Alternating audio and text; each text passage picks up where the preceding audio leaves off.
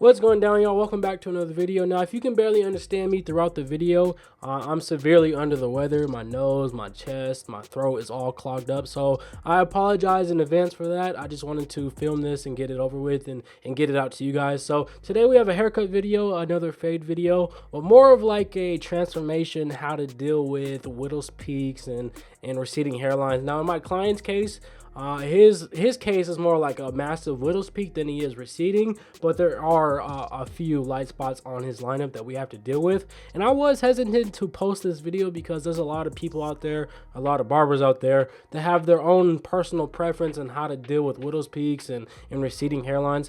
And that's cool. Like, I'm open for criticism. If you have a tip for me to how to deal with widow's peaks and receding hairlines in the future, cool, drop a comment down below. But I think we all can agree when someone has a widow's peak or receding hairline, you're gonna have to push the hairline back to make it look crispy. If that's what your client wants and he doesn't want that natural look, he wants more of a crispy hairline, you're gonna have to push the hairline back a little bit or a certain amount. So as you guys seen, on the side of the head, I went with the open guard number one guard open, I meant to say, and then on top I'm going with the grain with a 1/16 halfway open and laying his hair down. Now, I could have left some length on top, but that's not what my client wanted. The more someone has a receding hairline, it's better to keep some curls or some length on top. That way you can lay the hair over the receding spots. But in this case, my client just getting like a 1.5 on top and then just a fade on the side.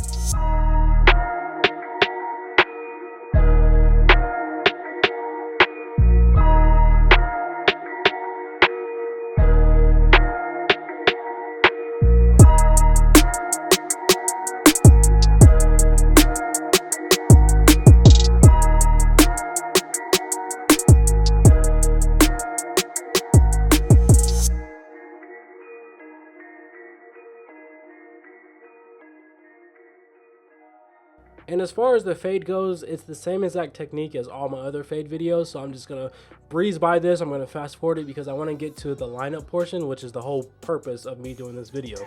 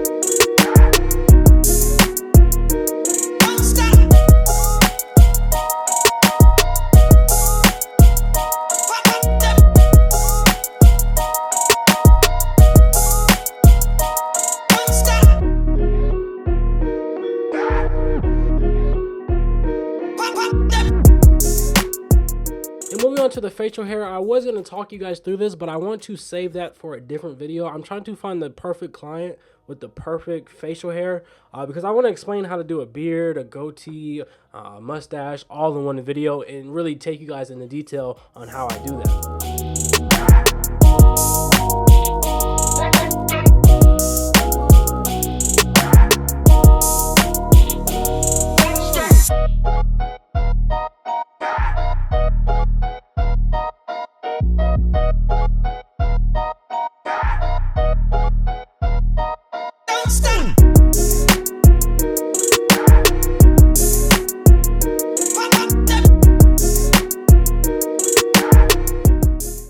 Alright, y'all, I want to stop the video to share with you guys what I see before I actually line them up. Now, as you guys can see, my client has a massive widow's peak. This is probably like 1.5 inches wide, and then he has some light areas in the corner of his box. So what I'm assessing is, obviously this looks like it's going to be hard to line up. Now, if I were to take some of you guys' advice and keep the widow's peak and keep everything natural, like this right here just doesn't look appealing, you know? So I'm not even gonna worry about the light area right here, this little triangle. What I'm gonna start the lineup, where I'm gonna start the lineup is at the top of his widow's peak, and I'm gonna travel across where the hair actually grows in this area. So I'm gonna make my first indentation, is that a word? My first mark right here at the top of his widow's peak, and then I'm gonna travel across here, and then I'm not going to worry about the triangle. So it's going to start right here at the top of his widow's peak and then come to the corner and come straight down. Now, if you guys have any other suggestions on where I should start the lineup and how I should do this, then drop a comment down below.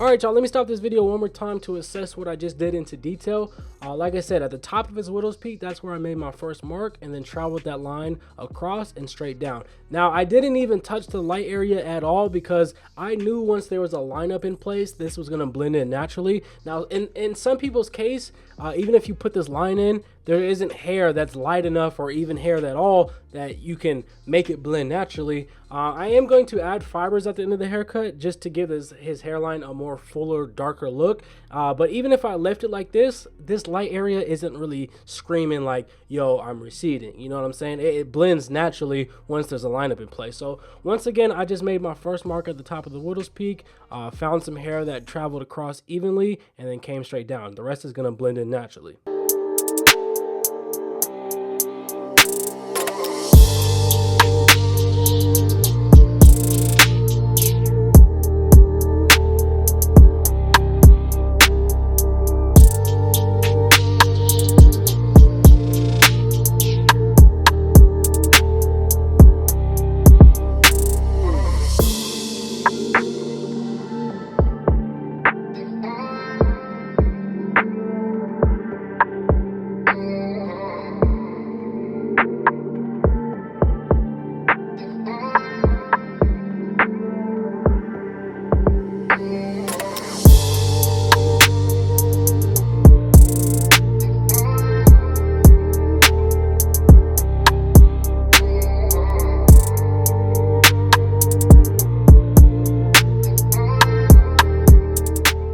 To the straight razor, I'm going to apply some Easy Blade shaving gel from ezbladshavingproducts.com. I am partnered with them. I have a 10% off promo code EJonesTv, so go buy anything that you guys want, and at checkout I have a promo code.